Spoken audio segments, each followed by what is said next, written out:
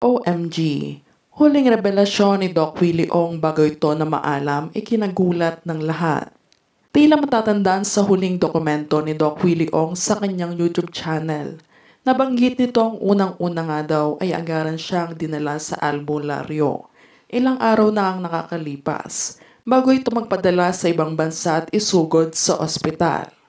Sa kabila nito ay may in-insert nga siyang larawan kung saan nagkapantal-pantal ang kanyang buong katawan na di umano'y hindi ordinaryong pantal lamang ito bagkus para itong kinulam ng isang sikat na nakatunggali ni Doc Willie na isang sikat na vlogger din sa Pinas. Subalit mapahanggang sa ngayon nga ay hindi pa din matukoy-tukoy ng ilang doktor ang malubhang sakit ni Doc Willie Ong. Dahil sa ngayon nga daw ay unti-unti na nga din nalalagas ang buhok nito nang dahil na nga din sa iniinda nitong sakit na cancer. Ayon pa sa source, ilang doktor na nga din daw ang siyang nagtulong-tulong na pagalingin sana itong si Doc Willie. Ngunit tila walang ang lunas at gamot na umaepekto sa batikang doktor ng Pinas. Dahil base sa kanilang research ay hindi matukoy-tukoy ang isa pa nitong sakit na mas lalong ikinalalala nito. Samantala sa ngayon naman ay hindi naman nawawala ng pag-asa ang pamilya Ong dahil tanging dasal nga lang daw umano ang magiging solusyon nito at pagtibayin, lakasan at labanan nga lang daw umano ni Doc Willie ang sakit na dinaramdam nito ngayon. Sa kabila naman nito ay marami namang netizens at supporters nito ang nagbigay ng kani-kanilang opinyon dahil ito nga daw ay based on experience na nila at talaga nga daw na hindi biro ang kulam na ito kaya nagbigay sila ng tips at tulong kay Doc Willie na dapat nitong gawin upang mas madaling makapagpagaling dito. Dahil nga dito hindi na nga din nagpaligoy-ligoy pa na i-mention ang isa sa pinakamagaling na albularyo sa Pinas at ito nga ay tinago na lamang nila sa pangalang Mang Kanor dahil baka nga daw na natao o nakulam si Doc Willie.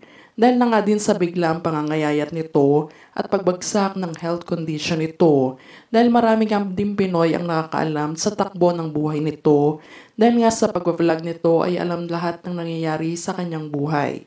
Kaya hindi maiiwasan na may mga taong magalit at mainggit sa kanya. Ayon pa sa ilang netizens, wala naman daw na mawawala kung sakali na subukan nito ni Doc Willie dahil natural at nakagisna na nga din daw ng ilang Pinoy ang tradisyon na nagpunta sa albularyo sa tuwing may sakit na dadanyo o nakukulam ng isang tao. Isang palaisipan na nga din ng isang nakatunggali nitong politicians kamakailan lamang noong tumakbo siya bilang pagka-vice-presidente. Na galit sa kanya. Natuluyan siyang pinatalsik sa pwesto nito at pinagtulong-tulungan. Kaya maging sa vlog nito ay nababanggit nito pera nga lang daw ang labanan noon. Ngunit siya ay lumaban lamang ng patas. Samantala sa kabila naman nito ay may ilan nga din na hindi nagpatinag sa sabi-sabi ng ilan at may ilan ngang hate comments at bashers na tumutol sa ganitong senaryo. Ayon sa mga ito, malabong magpatingin ng basta-basta lamang si Doc Willie Ong sa mga albularyo dahil kilalang sikat na doktor ito ng Pinas kaya alam niya ang lunas na makakapagpagaling sa kanya. At kung kaya't hindi naniniwala ang mayayaman sa paniniwala ng mga taga-probinsya. Mapahanggang sa ngayon nga ay marami ang nananalig na agad-agaran itong mapagaling at sana nga daw ay manghimalang Diyos kay Doc Willie dahil na nga din sa pagtulong nito ng walang kapalit sa mga Pilipino. Malaki nga din ang pasasalamat ni Doc Lisa at pamilya Ong sa mga taong patuloy na nagpapaabot ng tulong at patuloy na nagdarasal sa kanyang asawa. Ayon pa kay Doc Lisa, hindi umano niya lubos na maisip na may mga taong concerned sa kanyang kalusugan at hindi makapaniwala na marami nga din ang nagmamahal sa kanila at hindi iniiwan sila hanggang dulo.